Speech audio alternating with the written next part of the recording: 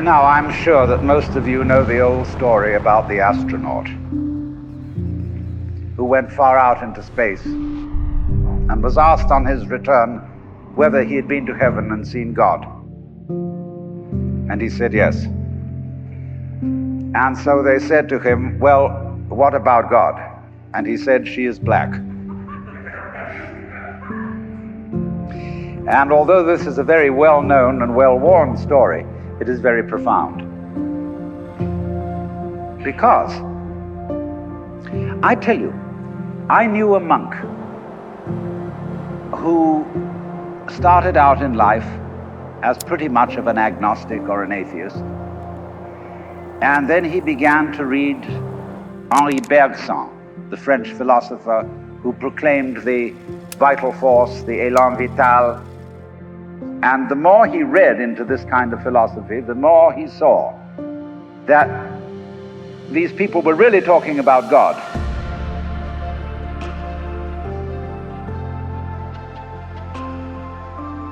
And I've read a great deal of theological reasoning about the existence of God, and they all start out on this line.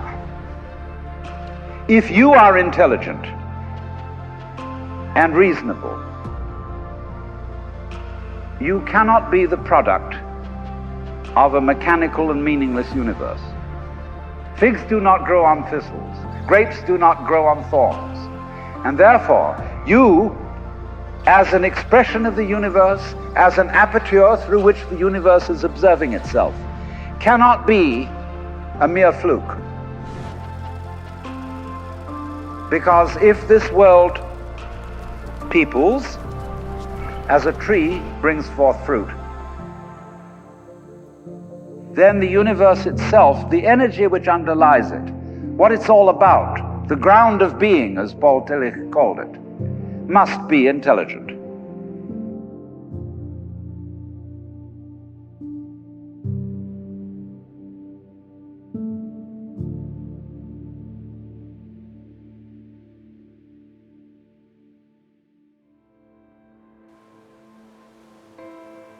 Now, when you come to that conclusion, you must be very careful, because you may make an unwarranted jump. Namely, the jump to the conclusion that that intelligence, that marvelous designing power which produces all this, is the biblical God. Be careful. Because that God, contrary to his own commandments, is fashioned in the graven image of a paternal, authoritarian, beneficent tyrant of the ancient Near East.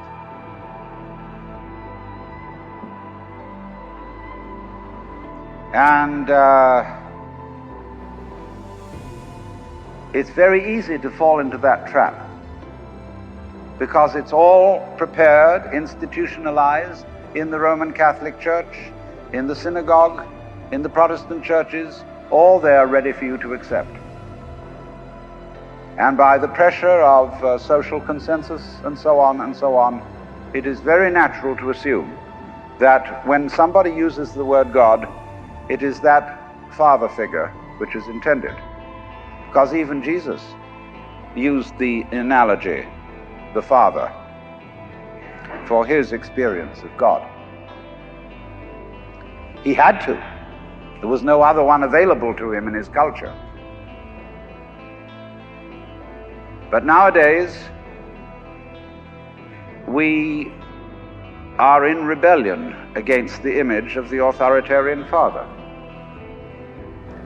But to reject the paternalistic image of God as an idol is not necessarily to be an atheist. Although I have advocated something called atheism in the name of God. That is to say, an experience, a contact, a relationship with God, that is to say, with the ground of your being, that does not have to be embodied or expressed in any specific image.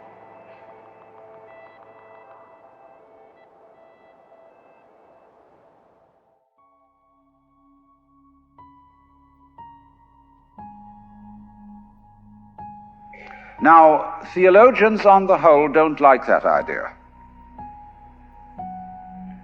because I find in my discourse with them that they want to be a little bit hard-nosed about the nature of God. They want to say that God has indeed a very specific nature. Ethical monotheism means that the governing power of this universe has some extremely definite opinions and rules to which our minds and acts must be conformed. And if you don't watch out, you'll go against the fundamental grain of the universe and be punished in some way. Old-fashionedly, you will burn in the fires of hell forever. More modern-fashionedly, you will fail to be an authentic person. It's another way of talking about it. But there is this feeling, you see, that there is authority behind the world, and it's not you. It's something else. Like we say, that's something else that's far out. And therefore, this Jewish, Christian, and indeed Muslim approach makes a lot of people feel rather strange, estranged from the root and ground of being. Now, naturally, of course, we intelligent people don't believe in that kind of a God, not really. I mean, we think that God is spirit, that God is very undefinable and infinite and all that kind of thing. But nevertheless, the images of God are have a far more powerful effect upon our emotions than our ideas.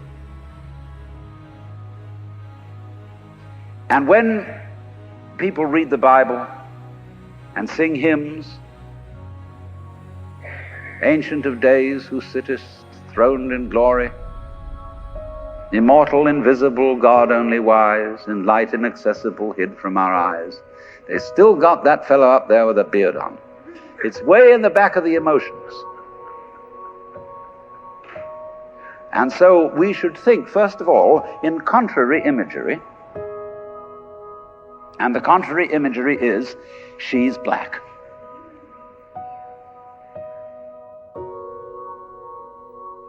Imagine instead of God the Father, God the Mother. And imagine that this is not a luminous being, blazing with light, but an unfathomable darkness.